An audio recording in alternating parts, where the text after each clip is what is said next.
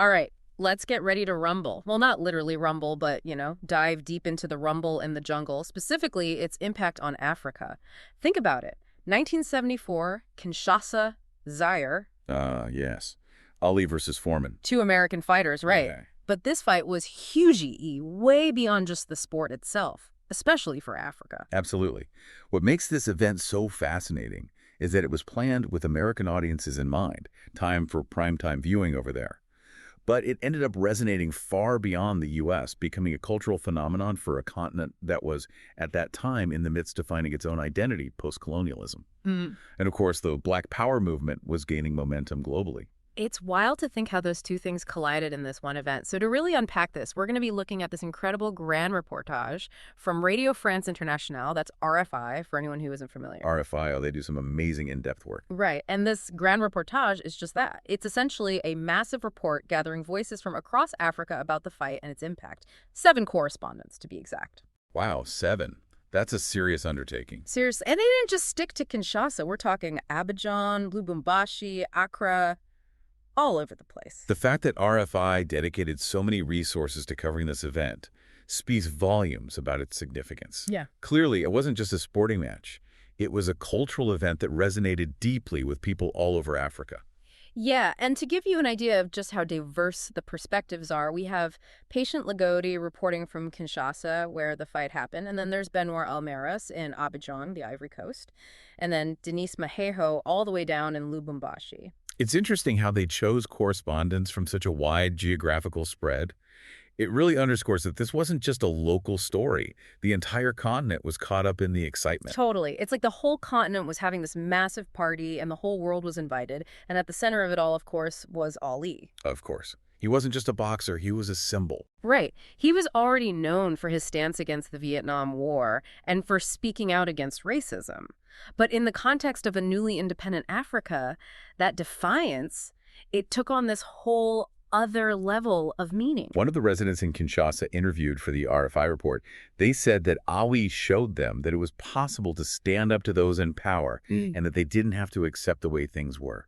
I mean, that's powerful. So he wasn't just a champion in the ring. He was a symbol of hope and a testament to the power of, just not giving up. Right, exactly. And the name Rumble in the Jungle itself really played into that whole idea of African strength, of challenging the West. Think about it. Foreman, the reigning champ, he represented that established power, this unstoppable force. And Ali, with his quick wit and unorthodox style, he was this different kind of power, kind of subversive and challenging the status quo. Yeah, it was almost like a global David versus Goliath story. And this time, David won.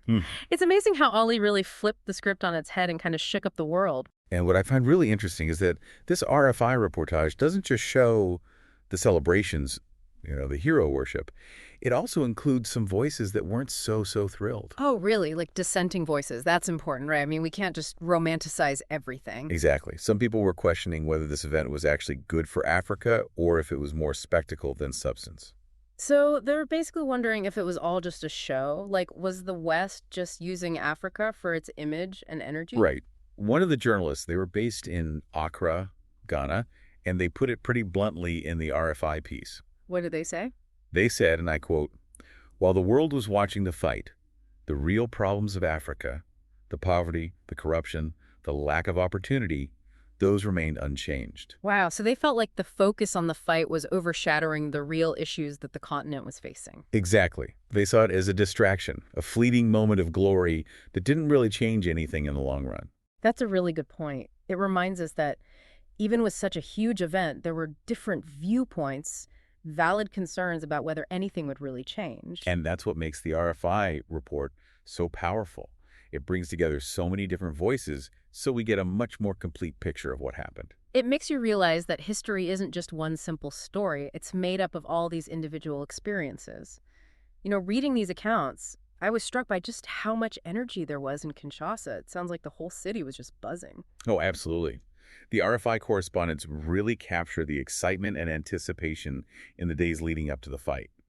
And then they also capture the thoughtful reflection that came after, which gives us an even deeper understanding of the whole thing. It's like we're right there with them, isn't it? Experiencing that moment, the excitement, the uncertainty. It's a real time capsule. It is. It gives you this amazing connection to the past, seeing how these big world events can actually touch people's lives and change things. And this brings me to something I wanted to ask you about. We're 50 years on from the Rumble in the Jungle now, and Ali's legacy in Africa.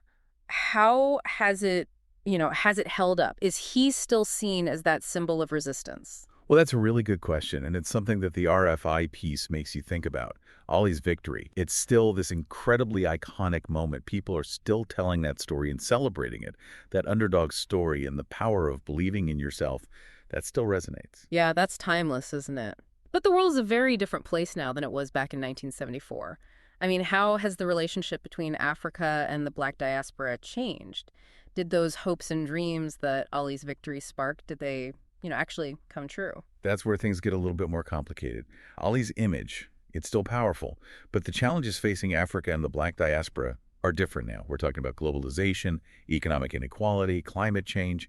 Those are huge problems that need new kinds of resistance, new heroes maybe. So, Ali's legacy, it's not just about what he achieved in the ring, is it? It's about that inspiration, that courage, that idea that even when things seem impossible, one person can still make a difference. Yeah, that's it. And I think that's what we can take away from this deep dive into the Rumble in the Jungle. It's not just about boxing. It's about understanding a moment in history, how it affected people, and how it still influences the way we talk about race, identity, and power dynamics on a global scale even today. It's been such a fascinating conversation, and I feel like we've only just touched the surface. I'd really encourage everyone listening to check out the full RFI Grand Reportage. It was released on October 29th, 2024, so it's pretty easy to find. It's definitely worth listening to. They really do a great job of centering African voices so you can hear directly from the people who experienced it all. Yeah. It reminds you that history is made up of so many different perspectives and experiences. That's a perfect way to put it. So, for our listeners, as you go about your day, as you come across stories that capture your interest, remember to look beyond the headlines, dig a little deeper, and think about the complexities of these events. Whose voices are being heard? Whose stories are being told? And how does it all fit into the grand scheme of things? Keep exploring, keep questioning, and until next time, happy deep diving.